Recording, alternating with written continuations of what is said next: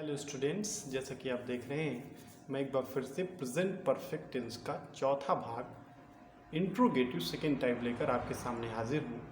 और जैसा कि मैं पहले भी बता चुका हूँ कि इस टेंस की पहचान होती है इसके हिंदी वाक्यों के अंत में चुका है, चुकी है, चुके हैं, आ है, ई है, ए है आदि शब्द आते हैं।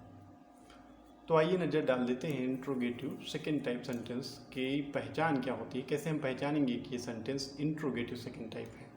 तो जैसा कि यहाँ पर लिखा हुआ है कि ऐसे हिंदी वाक्यों के बीच में क्या, क्यों, कब, कैसे, कहाँ आदि शब्द होते हैं तथा वाक्य के अंत में प्रश्नवाचक चिन्ह आता है।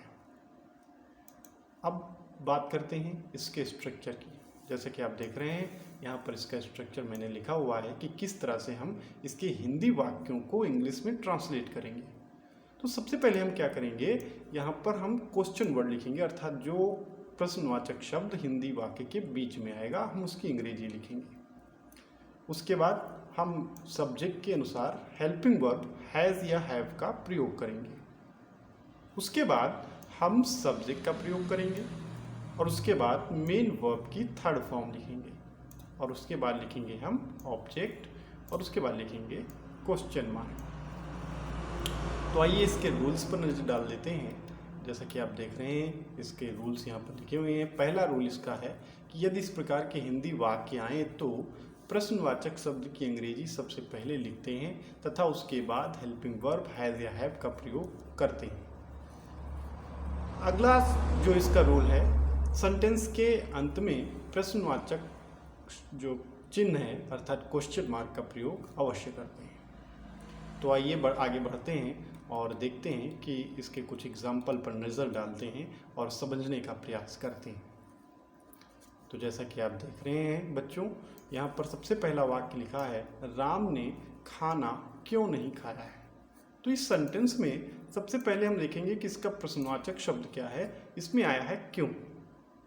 तो क्यों की इंग्लिश हम क्योंकि सबसे पहले लिखते हैं तो यहाँ पर हम लिख देंगे वाई। तो हम क्या करेंगे, सबसे पहले वाई लिख देंगे क्योंकि क्यों की इंग्लिश वाई होती है। और उसके बाद हम हेल्पिंग वर्ब हैज़ का प्रयोग करेंगे क्योंकि सब्जेक्ट राम है। उसके बाद सब्जेक्ट लिखेंगे राम, उसके बाद लिखेंगे नहीं शब्द भी आया है तो नॉट लिख देंगे और उसके बाद लिखेंगे ईटन और उसके बाद लिखेंगे ऑब्जेक्ट फूड। अब जैसे अगला सेंटेंस आप देख रहे हैं लिखा हुआ है कि उसने क्या बनाया है। तो सबसे पहले हम देखते हैं कि इसमें सब जो क्वेश्चन वर्ड आया है वो आया है क्या, और क्या की इंग्लिश हम यहाँ पर सबसे पहले लिखेंगे जैसा कि मैं लिख रहा हूँ आपके सामने, क्योंकि ताकि आप भी काफ़ी अच्छे से समझ सकें, इसलिए मैं इस बार खुद आपके सामने ऑनलाइन लिखने का प्रयास कर रहा हूँ। हालांकि इसमें समय लगता है लेकिन आपको समझने में आसानी होगी, इसलिए मैंने ये जो है तरीका अपनाया हुआ है।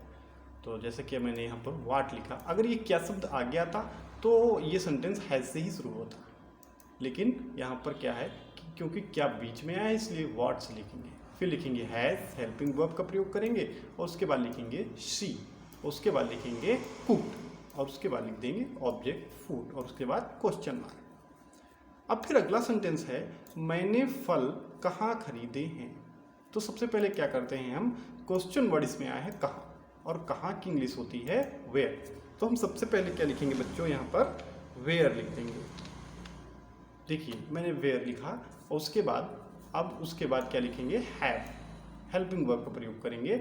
उसके बाद लिखेंगे आई और उसके बाद लिख देंगे मेन वर्ब की थर्ड फॉर्म बॉट और फिर ऑब्जेक्ट लिखेंगे फ्रूट्स। इस तरह से ये सेंटेंस हमारा कंप्लीट हो जाएगा। अगला सेंटेंस हमारा है आपने मेरा कार्य पूर्ण कब नहीं किया है। तो अब इसका जो क्वेश्चन वर्ड है इसका है कब, और कब की इंग्लिश होती है व्हेन। जैसे कि आप बच्चों जानते हैं व्हेन उसकी इंग्लिश होती है, तो यहाँ पर हम लिख देंगे व्हेन। उसके बाद क्या करेंगे, हम हेल्पिंग वर्ब हैव लिखेंगे, फिर यू लिखेंगे, सब्जेक्ट लिख देंगे, फिर नहीं शब्द आया है तो नॉट लिख देंगे, उसके बाद लिख देंगे कंप्लीटेड और उसके बाद लिख देंगे माई वर्क, ये हमारा ऑब्जेक्ट है जैसे कि आप देख रहे हैं। उसके बाद क्या करेंगे, अगला सेंटेंस जैसा कि आप देख रहे हैं लिखा हुआ है उसने कितनी मिठाई खाई है। तो अब क्या करते हैं, जैसा कि आप देख रहे हैं, जब कितनी शब्द आता है तो हम उसके साथ क्या करते हैं, और उसके बाद आने वाले शब्द नाउन को भी हम उसके साथ लिख देते हैं। तो आइए देखते हैं कैसे लिखेंगे। जैसे कि मैं यहाँ पर लिखने का प्रयास कर रहा हूँ, बच्चों आप देखिए, ध्यान दीजिए और देखिए कितनी जब आता है तो कितनी की इंग्लिश होती है हाउ,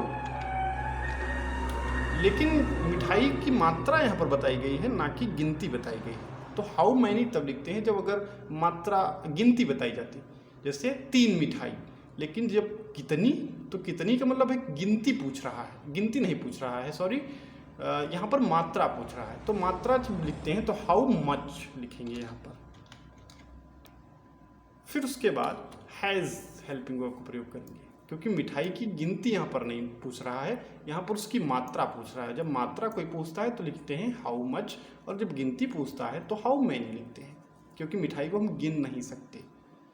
तो सबसे पहले क्या लिखेंगे, उसके बाद लिखेंगे हेल्पिंग वर्ब हैज़, उसके बाद लिखेंगे सब्जेक्ट, उसके बाद लिखेंगे मेन वर्ब की थर्ड फॉर्म, क्योंकि ऑब्जेक्ट हमने पहले लिख लिया है, हमें लिखना है हाउ मच स्वीट, यहाँ पर लिखना है।